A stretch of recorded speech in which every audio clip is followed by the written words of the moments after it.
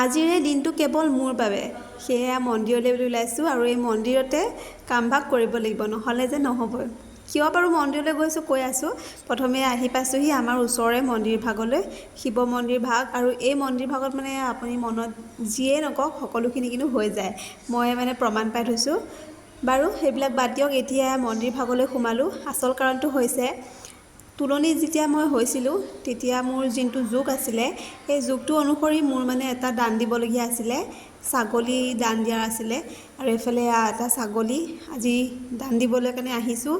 প্ৰথমে দেউতাহঁতে লৈ আহিলে, তাৰপাছতে আমি বাৰু বাকীখিনি টমটমত আহিছোঁ। আৰু এইফালে আহি পাই মানে সেৱাভাগ কৰি লৈছোঁ। তাৰ আগতে দেউতাই ছাগলীটো লৈ আহিছিলে আৰু তেতিয়াই মানে ছাগলীটোক এনেকৈ ৰঙা কাপোৰে বান্ধি দিছিলে।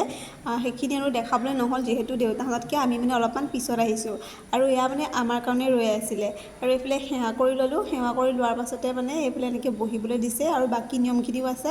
যিহেতু মোৰ তুলনি বিয়াৰ কয় নহয় কিছুমান লেঠা থাকে বুলি, আৰু যদি বস্তুটো দান দিয়া নাযায় এইফালে মানে বিপদ হয়। সেইকাৰণে আজি সুবিধা অনুযায়ী মানে মা দেউতাহঁতে এনেকৈ ছাগলীটো দান দিছে। আৰু ছাগলী চাচো ইমান মৰম লগা। এইফালে এয়া দেখিছেনে ধুনীয়াকৈ ৰঙা কাপোৰ এখন মাৰি থৈছে। আৰু এইফালে মায়েও সেৱা লৈছে। তাৰপাছত বাৰু ময়ো সেৱা ল'ম।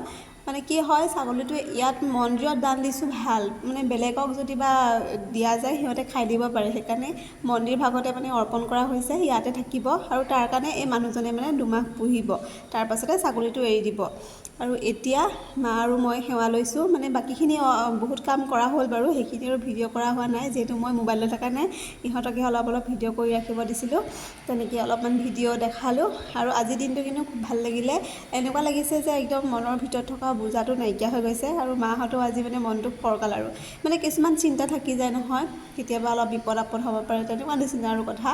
তাৰপাছতে মানে লাষ্ট সময়, ইয়াৰ পাছতে আৰু প্ৰসাদ খাম।